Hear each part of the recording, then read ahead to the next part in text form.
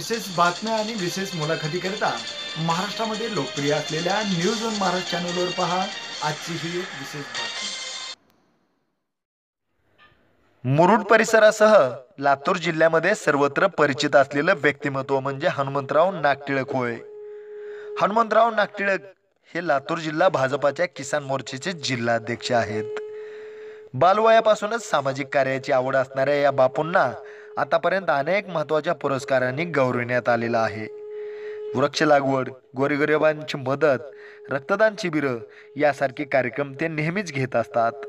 म्हणून त्यांना आदर्श व्यक्तिमत्व पुरस्कार तसेच राज्यस्तरीय असलेला राष्ट्रधर्म पूजक दादारावजी कराड समाजरत्न पुरस्कार मिळालेला आहे।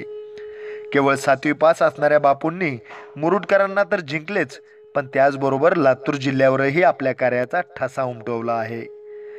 सर्व जाती धर्मातील लोकांना आपलं समजून सामाजिक सेवा करणारे हनुमंत बापू नागटिळक यांनी काही काळ हॉटेलमध्ये वेटर म्हणून देखील काम केलेलं आहे। कधी काळी वेटर असणाऱ्या या बापूंचं सध्याचं साम्राज्य हे खूप मोठं आहे।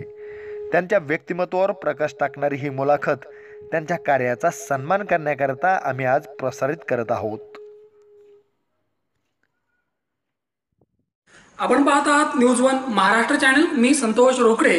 सर्व प्रेक्षकांचं स्वागत। ग्रेट बेड या विशेष कार्यक्रमात आता आम्ही आहोत लातूर तालुक्यातील मुरुड नगरीमध्ये। या नगरीचं अगदी एक उत्तुंग असं व्यक्तिमत्व, एक समाजसेवक, एक सच्चा, एक खऱ्या अर्थानं एक समाजसेवक आणि लोकांप्रती एक समर्पित झालेलं व्यक्तिमत्व म्हणजे हनुमंत बापू गोविंदराव नागटिळक। भाजपा किसान मोर्चाचे ते सन्माननीय जिल्हाध्यक्ष आहेत। हनुमंत बापू गोविंदराव नागटिळक खऱ्या अर्थानं यांना पहिल्यापासूनच सामाजिक कार्याची आवड, अगदी सर्व जाती धर्मातील लोकांवर म्हणजेच अगदी माणसावर प्रेम करणारं हे व्यक्तिमत्व आणि बापूंच्या या सर्व सामाजिक कार्याची एक पोचपावती म्हणून त्यांना आज तागायत अनेक पुरस्कार देऊन त्यांचा गौरव केला आहे। खऱ्या अर्थानं हे सगळे पुरस्कार सुद्धा अगदी कमी आहेत, कारण त्या पुरस्काराच्या पुढचं हे व्यक्तिमत्व आहे। अगदी या नगरीमध्ये वृक्ष लागवड असेल, गोरगरिबांची मदत असेल, रक्तदान शिबिर असतील, या सर्वच माध्यमातून बापूंनी पहिल्यापासूनच या ठिकाणी या मुरुड नगरीत अगदी सामाजिक कार्य केलं आहे आणि या कार्याची पोचपावती म्हणजे त्यांना आज तागायत आदर्श व्यक्तिमत्व पुरस्कार, राष्ट्रधर्म पूजक दादारावजी कराड समाजरत्न पुरस्कार, राज्यस्तरीय कर्तव्यदक्ष पुरस्कार, त्याचबरोबर अनेक पुरस्कार आहेत। या सर्व पुरस्कारांची नोंद या ठिकाणी घेणं सुद्धा अगदी अशक्य आहे। शिक्षण पाहिलं तर केवळ फक्त 7वी पास। बापू सांगतायत की सुरुवातीचे दिवस हलकीचे होते आणि परिस्थितीने मला बरंच काही शिकवलं, कारण या ठिकाणी असं म्हणतात की भाकरीला पोटाला जात नसते, धर्म नसतो, कारण भाकर ही भाकर असते आणि म्हणूनच भाकरीने जर मला काय शिकवलं असेल तर तो म्हणजे फक्त माणुसकीचा धर्म। अगदी ते सांगतायत सामाजिक कार्य करत असताना कधीही या ठिकाणी मी राजकारण आडवं आणलं नाही आणि या ठिकाणी राजकारण करताना सुद्धा सामाजिक कार्याचं भान ठेवलं आणि म्हणूनच या सन्माननीय वंदनीय या मुरुड नगरीतील एक उल्लेखनीय व्यक्तिमत्वाचा गौरव आम्ही आज करत आहोत। आपल्या समोर आहेत ग्रेट बेड मध्ये हनुमंत बापू गोविंदराव नागटिळक, भाजपा किसान मोर्चा लातूर जिल्हा अध्यक्ष। बापू, ग्रेट बेड या विशेष कार्यक्रमात तुमचं स्वागत। या मुरुड नगरीमध्ये तुमचं पूर्णपणे बालपण गेलेलं आहे, तुम्ही जवळून हे शहर पाहिलं आहे, तर सुरुवातीची तुमची कौटुंबिक पार्श्वभूमी कशी होती त्याबद्दल आमच्या प्रेक्षकांना आपण सांगावं। अतिशय साधारण कुटुंबामध्ये आमचे 5 भावाचं कुटुंब आहे आणि या मुरुड शहराची एक चांगली परंपरा आहे आणि या मुरुड शहराला आम्ही समर्पित झालो आणि अतिशय कठीण काळापासून या आमच्या या सर्व पुढच्या पार्श्वभूमीला सुरुवात झालेली आहे आणि पूर्वीची आमची जी गरिबीची परिस्थिती होती त्या गरिबीच्या परिस्थितीत जाणीव ठेवून समाजामध्ये आपण वावरत असताना आपण काहीतरी समाजाचं देणं लागतो, समाजाच्या प्रती आपली काहीतरी जबाबदारी आहे याचं भान ठेवून पहिलं सामाजिक सेवा करणे, समाजकारण करणे आणि उरलेल्या वेळामध्ये एक 20% 10% राजकारणाचा भाग म्हणून या राजकारणाकडे मी स्वतः पाहतो आणि त्याचा अनुभव सर्व गावकरी मंडळींनी आम्हाला बऱ्याच प्रमाणात मदत केलेली आहे। बापू, मला मुद्दाम विचारायचे की या मुरुड नगरीमध्ये तुमचं अगदी पूर्णपणे बालपण गेलं आहे, तर सुरुवातीच्या काळामध्ये तुम्ही एक वेटर म्हणून सुद्धा काम केलं आहे की जेणेकरून तुमचं त्या काळामध्ये शिक्षण सुद्धा अगदी अर्धवट राहिलं, तर वेटर म्हणून काम करत असताना हॉटेलमध्ये नेमके काय अनुभव आले आपल्याला? तसं आमचे 4-5 भाऊ आम्ही वेटरकीच करत होतो आणि या गावची एक चांगली परंपरा आहे की हुतकुरू गरीब एखादा माणूस पुढं चालला एखादा छोटासा, तर त्या लोकांना मदत करण्याची ह्या मुरुड शहराची परंपरा आहे. आणि त्याच्यातूनच आम्ही या मुरुड शहरामध्ये एक समाजामध्ये एक चांगलं स्थान, लोकांची सेवा करत करत स्वतःचंही एक चांगलं अस्तित्व या ठिकाणी निर्माण करू शकलो. आणि याचा मला मुरुडवासियांचा मला सार अभिमान वाटतो. मला त्या काळामध्ये म्हणजे तुमच्या कुटुंबामध्ये एकूण सदस्य किती होते? आम्ही तसं 5 भाऊ, माझी एक बहीण आणि आई वडील असे. परिस्थिती बापू नाजूक होती, अगदी भाकरीचा सुद्धा त्या ठिकाणी प्रश्न सुटत नव्हता. तर मग या अशाही परिस्थितीमध्ये आईने, वडिलांने तुम्हाला अशा कोणत्या गोष्टी शिकवल्या की जेणेकरून बापूंना एक चांगला नागरिक बनता आलं? खूप कठीण काळ होता तो. म्हणजे अक्षरशः आमचे आई वडील रात दिवस लोकांची मेहनत करायचे, भांडे घासायचे आमची आई, आणि त्याच्यातून आम्हाला जगवायचे. आणि वडील हे अतिशय आमचे एक स्वाभिमानी माणूस असं एक त्यांची ओळख होती आमच्या या मुरुड शहरामध्ये. गोविंदा मामा म्हणायचे त्यांना. आणि एक स्वाभिमानानं लोकांकडे चांगल्या दृष्टीनं बघावं असं सतत आम्ही कधीतरी बसलो तर मग ते पेपर वाचन करणे आणि मग आम्हाला सांगणे हे असे होते. मोठ्या मोठ्या थोर पुरुषांच्या गोष्टी आम्हाला सांगायचे, हे असं असं हे करायला पाहिजे. ते शाहू महाराजांच्या गोष्टी सांगायचे, शिवाजी महाराजांच्या गोष्टी सांगायचे, जिजाऊ साहेबांच्या गोष्टी सांगायच्या. म्हणजे आई वडिलांनी किंवा वडिलांनी तुम्हाला बाहेरचं जग काय हे समजावून सांगितलं, आईने स्वाभिमानाने कसं जगलं पाहिजे या गोष्टी समजून सांगितल्या, आणि म्हणून तुम्हाला खऱ्या अर्थानं एक चांगला नागरिक बनता आलं. बापू, मला आणखी विचारायचं तुम्हाला की हॉटेलमध्ये काम करत असताना एक वेटर म्हणून कधी असं वाटलं होतं का की मी मोठ्यापणे एक चांगला उद्योजक बनेल किंवा मला खऱ्या अर्थानं आजच्या दिन येतील? नाही, कधीच नाही, कधीच वाटलं नव्हतं. बरं.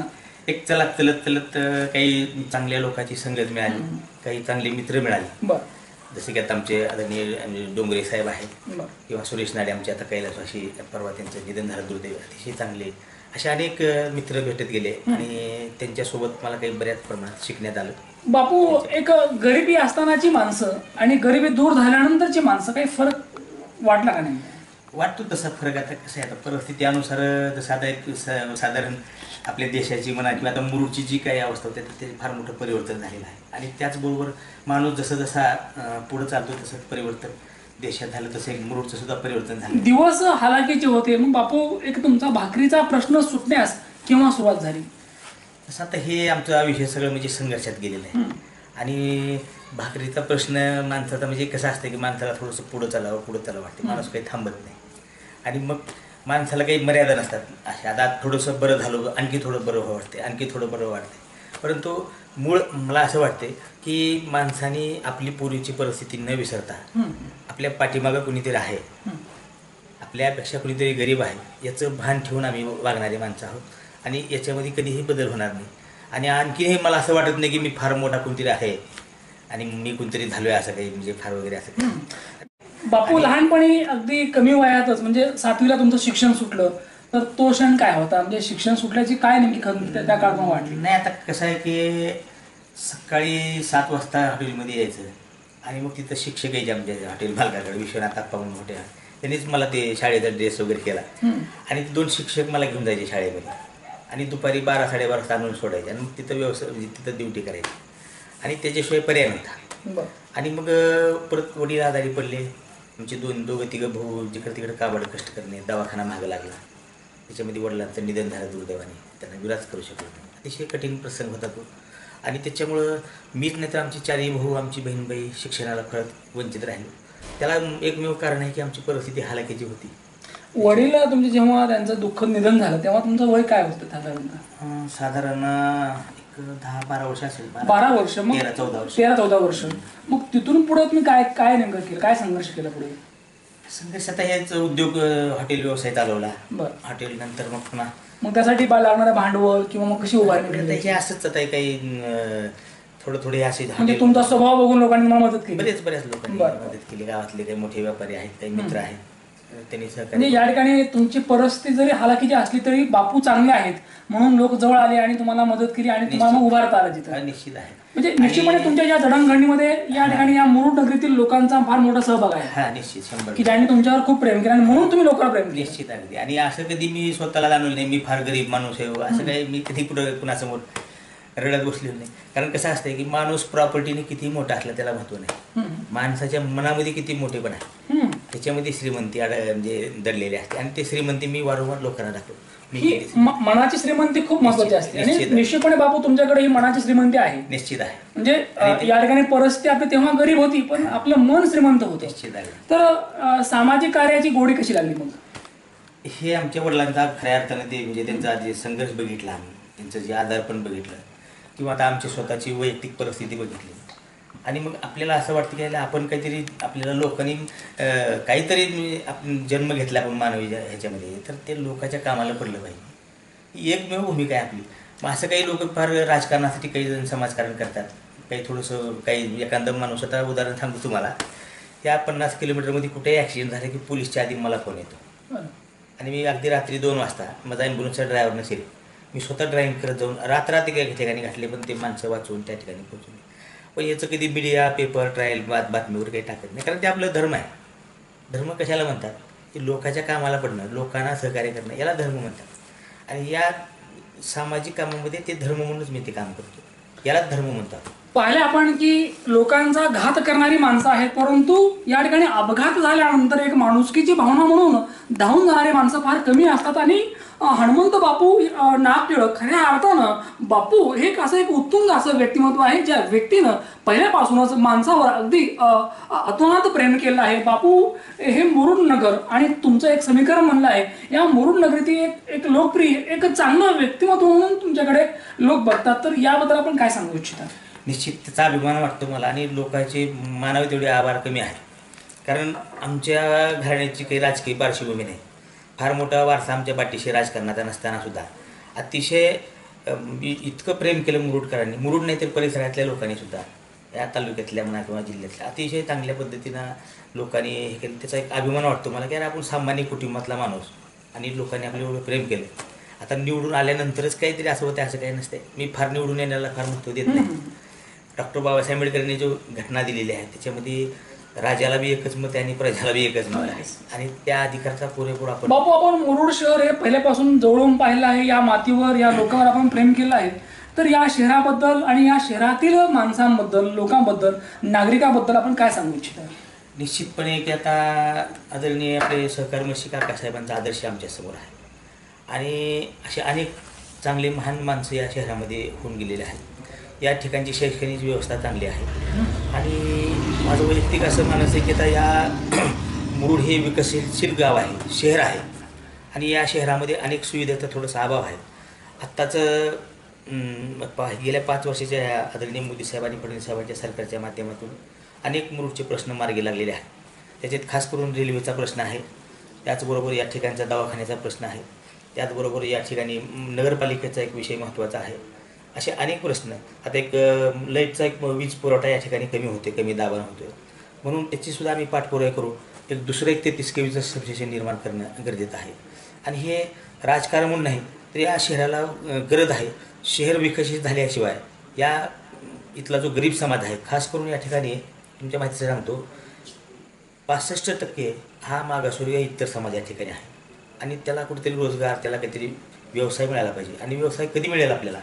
या ठिकाणी काही विकासाच्या योजना आल्या, व्यापार वाढेल, व्यापारामुळे या ठिकाणची शैक्षणिक सुविधा सुधारतील, याच्यासाठी सातत्यानं प्रयत्न करणं हे माझं वैयक्तिक काम आहे.